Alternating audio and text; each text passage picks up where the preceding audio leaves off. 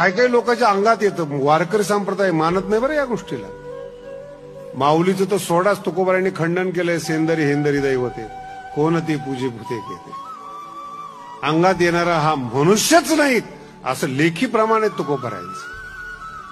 आणि आजही तुम्ही पहा, कलेक्टरच्या अंगात येत नाही, मंत्र्याच्या अंगात येत नाहीत, जी बाई दात घासत नाही, आंघोळ करत नाही, अभ्यास करतो, तुझ्या अंगात देव जातो. देवाला पण काही चॉईस आहे का नाही?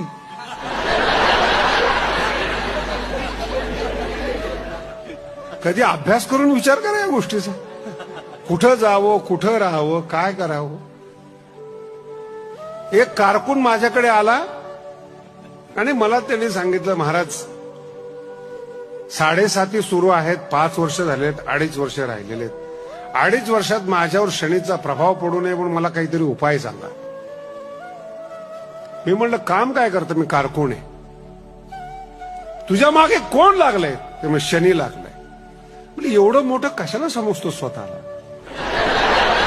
तो कारकून, तो शनी ग्रह पृथ्वीपेक्षा कैक पटीनं मोठा, त्याला तुझी चॉईस मिळाली.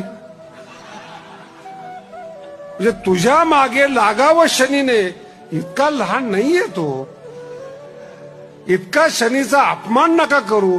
आपल्या मनानं आपल्याला दुःख दिले